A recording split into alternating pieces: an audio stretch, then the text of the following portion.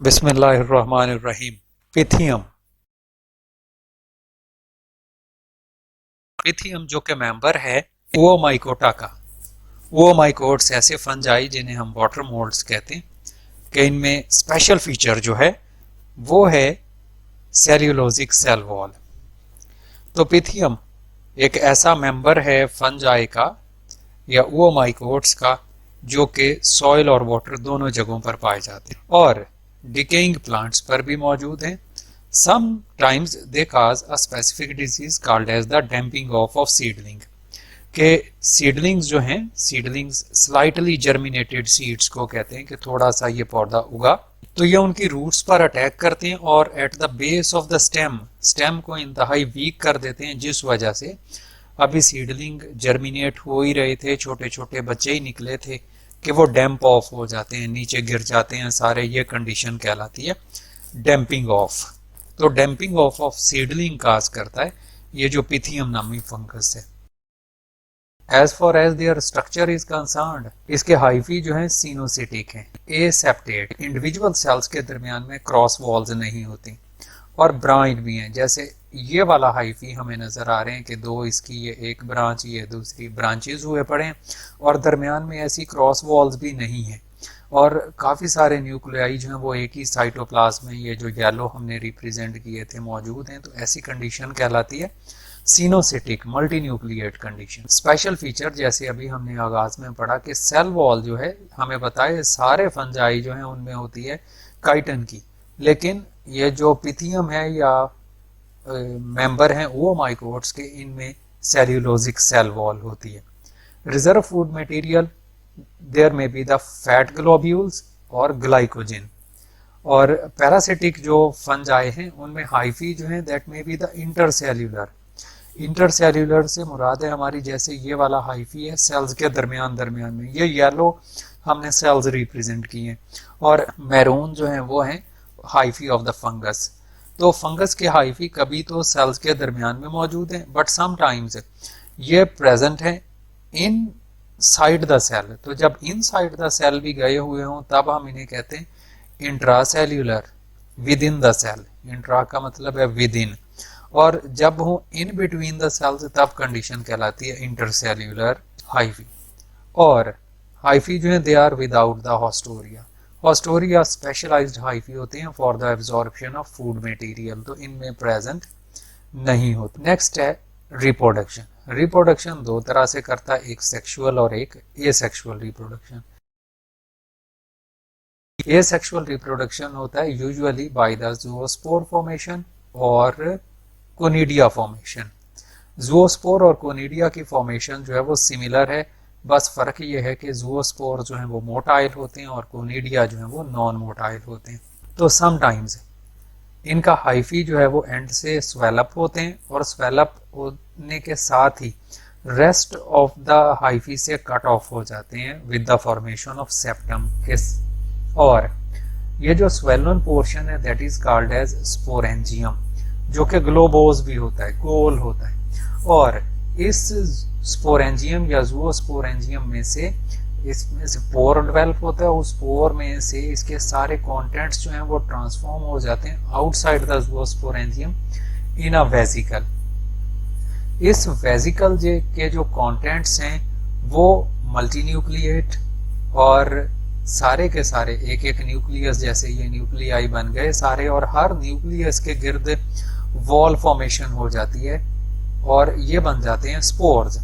और स्पोर्स जो हैं वो दो दो लेटरल फ्लेजेला भी डेवलप कर लेते हैं जैसे ही हैं। तो जब भी वेसिकल जो है बस्ट ओपन होता है तो उसमें से ये ज़ूओस्पोर्स जो हैं वो ओरिजिनेट होते हैं, लिबरेट होते हैं। तो ये जो ज़ूओस्पोर्स हैं थोड़ी देर वाटर में रेस्ट करते हैं, रेस्ट करने के बाद अपने फ्लेजेला को करते हैं लूज, और फ्लेजेला लूज करने के बाद एंसिस्ट हो जाते हैं वॉल में, और ज़ूओस्पोर्स जो है उन्हें हम कहते हैं एंसिस्टेड ज़ूओस्पोर्स। और एंसिस्टेड ज़ूओस्पोर्स जो हैं वो फिर जर्मिनेट करते हैं with the formation of germ tube, और जर्मिनेट करके नया एक मल्टी न्यूक्लिएट या सीनोसिटिक ब्रांच हाइफी डेवलप कर देते हैं। तो यह इनमें एसेक्सुअल रिप्रोडक्शन। कोनिडिया फॉर्मेशन भी बिल्कुल सेम वे होती है, बस जस्ट फर्क ये है कि कोनिडिया नॉन मोटाइल होते हैं और नेकेड होते हैं, ये स्पोरेंजिया के अंदर नहीं बनते।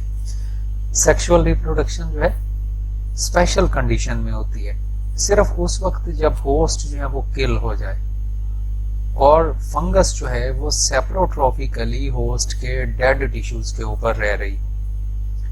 और ये जो रिप्रोडक्शन है वो है oogamous टाइप। oogamous आप समझते हैं, ऐसी कंडीशन जब फीमेल गैमीट लार्जर वन हो और नॉन मोटाइल भी हो और मेल गैमीट स्मॉलर वन हो और मोटाइल भी हो, तो ऐसी कंडीशन को कहते हैं oogamous। और ये जो पिथियम है भी होमोथैलिक। होमोथैलिक ऐसी कंडीशन जिसमें दोनों सेक्स ऑर्गन मेल भी और फीमेल भी सेम हाइफी पर मौजूद हो या सेम थैलस पर मौजूद हो, उस कंडीशन को हम कहते हैं homothallic condition. Development of oogonium है फर्स्ट।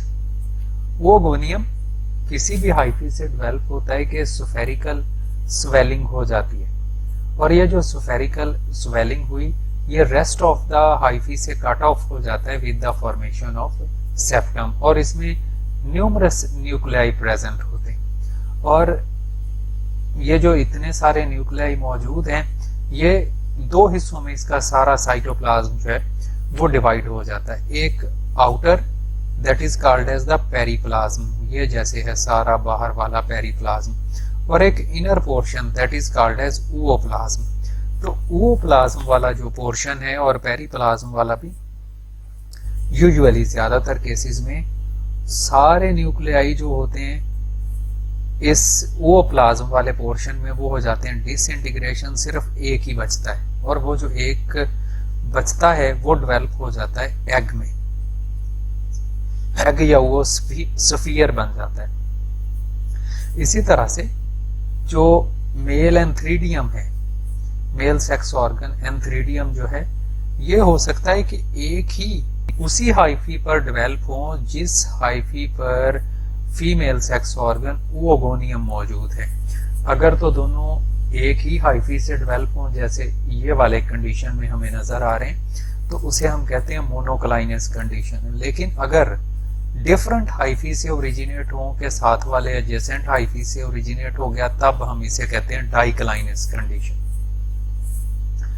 तो एंथ्रीडियम की डेवलपमेंट भी बिल्कुल सेम है, बस ये होता स्मॉल है, एंड से स्वेलअप होता है, और स्वेलअप होने के बाद रेस्ट ऑफ द हाइफी से कट ऑफ होता है with the formation of septum. सिर्फ एक ही मेल न्यूक्लियस इसमें भी बचता है, बीक डेवलप करता है, दोनों की वॉल डिसॉल्व होती हैं और फर्टिलाइजेशन ट्यूब डेवलप हो जाती है बिटवीन एंथ्रीडियम और ओगोनियम, और एंथ्रीडियम का जो मेल न्यूक्लियस है वो ट्रांसफर हो जाता है ooप्लाज्म में, जहां पर मौजूद है एग या ओस्फीयर।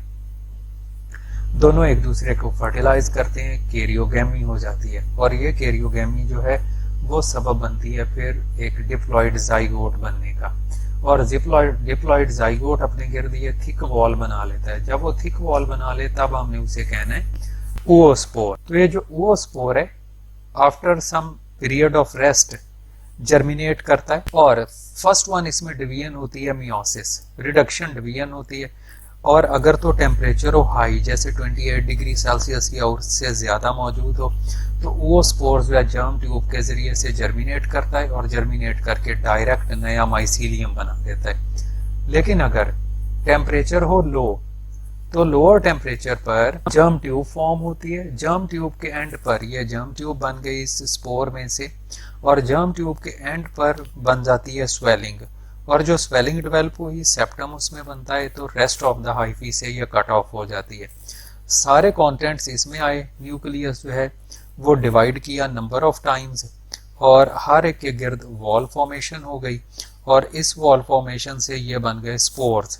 और ऐसे स्पोर्स जिन पर फ्लैजेला भी लेटरली डेवलप करते हैं, तो ज़ूओस्पोर्स बन जाते हैं, और हर एक ज़ूओस्पोर्स फिर यहाँ से लिबरेट होने के बाद जर्मिनेट करता है और नया माइसीलियम बना देता है। तो यह था हमारा आज का टॉपिक, पिथियम।